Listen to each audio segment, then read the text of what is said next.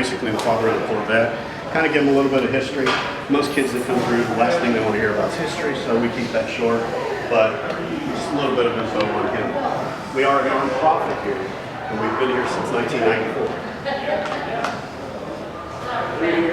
We have different screens put up to show the different generations. We're currently on our 7th generation right now. So if you hear someone say, oh, I've got a C4 or a C3, that's the different generations that they have. I saw you were having a C4. We did just have a C4 event. Generally what that consists of is just anyone who had a C4 comes to the event here, they're free to register. And then we have a little bit of a ceremony for them and kind of welcome them back. Because a lot of these folks come more than once. We'll typically have some cars, at least 2 cars in here at a time. Right now we've got a 57 convertible, that'd be C1. And over here, right now we've got a 63 that's been massively modified. And this one, a lot of people like to see what you can do with a Corvette. You know, it's not just, let's just buy that. It's, okay, now I've got a fast car, let's see how well I can modify it. This guy went above and beyond.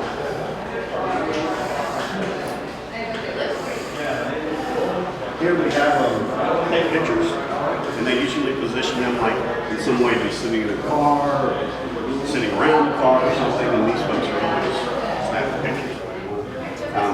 This is what I was talking about the generations. If you want to come over here and just take a look real quick.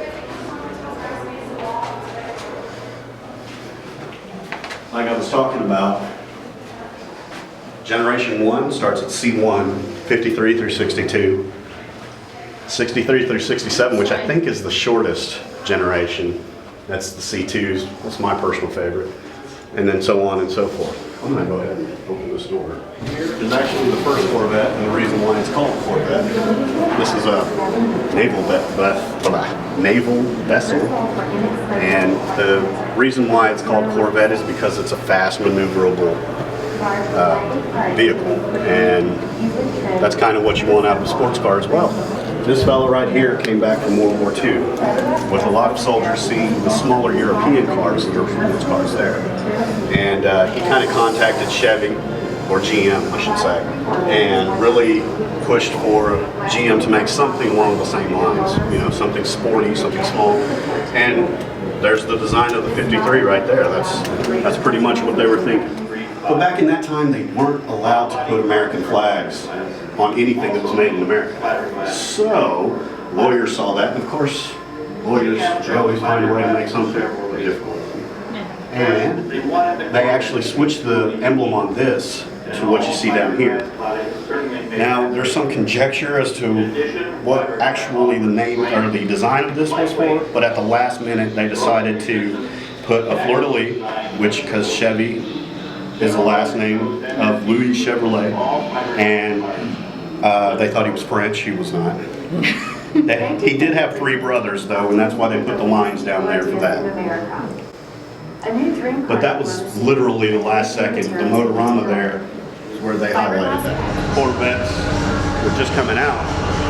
A lot of gas stations had a guy come out, they'd fill up your car with gas, they'd check your tire pressure, they'd wash your windows for you. Then we point out the gas prices, which you can see here, 32 cents per gallon for premium.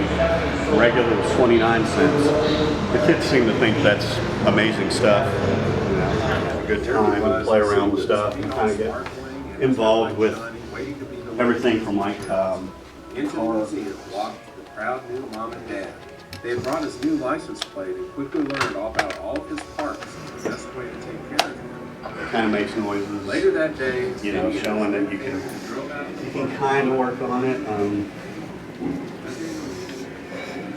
Maybe not that.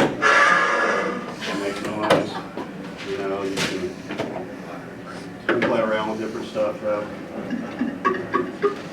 It's like filling it up. There's the washer. That was built after 1981 or during that year of 81, about halfway through. All those Corvettes were built over here in Bowling Green, at our Bowling Green plant. Corvettes are also known for racing. The floor decided to give way with about $2 million worth of Corvettes sitting on top of it. Typically here in Kentucky during the winters we'll have a lot of rain. And a lot of what we sit on, other than caves, is a great deal of limestone. Water and limestone don't mix very well. The water just ate that cave up and cleared it all out, and that's the result right there. That whole area was actually carpeted. So even if there had been huge cracks in there, we wouldn't have really known it. So we're massively lucky that we actually had no one there at the time that the floor gave way. At any rate, this is the actual hole, and this is kind of what we walked into that day. Oddly enough, this is the only day that we stayed closed. The next day we opened up, and the cleaning process began. Obviously, this area is where you came in from this area. This was all blocked off, and obviously no one could come in until we made sure it was safe. If this pillar here had been 6 inches more this way, this would have fallen in as well. So, as you can see, it's carved out even underneath there. Were the cars destroyed? I'll show you that.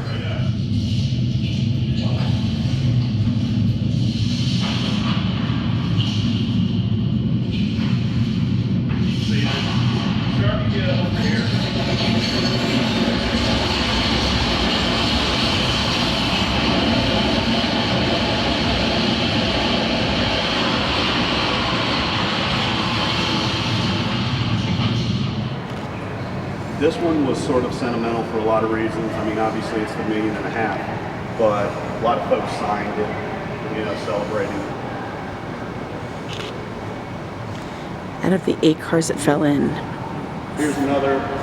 5 could not be saved.